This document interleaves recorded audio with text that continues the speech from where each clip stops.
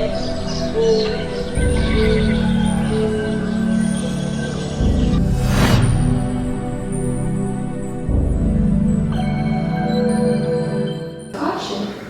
didn't realize aerospace was a career path that I could pursue. It just didn't seem like the things girls were or had been doing around me. My mom, and I am so grateful for this, was surprisingly the one that introduced me to this idea. I didn't even know what mechanical engineering was. I had chosen this path unwillingly at first, only to later fall in love with it. Being there, showing up, putting in the work every day is an act of social activism and civic engagement for me. When I'm out doing these things, people look at me differently. People approach me less. I am sure every hijabi woman in this room has felt that way at one point in their lives. People avoid talking to us because we look different. And that's human nature. We as humans avoid things that we are uncomfortable with. But we are here to break those borders and make ourselves known. That we are just as capable of pursuing these career choices. Recently, I also had the chance of meeting with Bilkis Abdul-Qadir.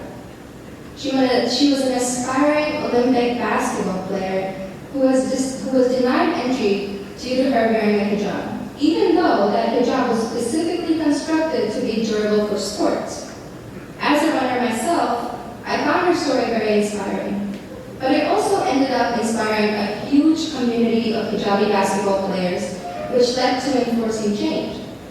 Now, there is a movie documentary of her journey on Netflix, and many big companies, like Nike, have been putting their own versions of sports hijabs and hijab-friendly swimwear. By sticking to my identity, I get to show the next generation that dreaming about space is acceptable as a brown Muslim hijabi woman.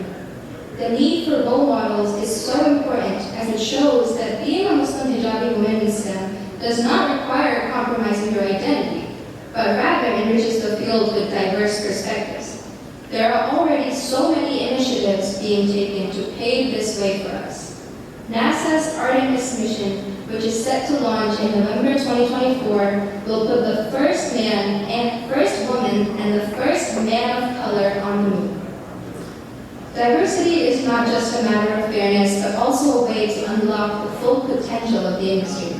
As Christina Koch, the first woman to be on the moon, has herself said when asked about diversity, we understand that the best way to be successful is to make sure that everyone with a contribution and a talent is part of the team.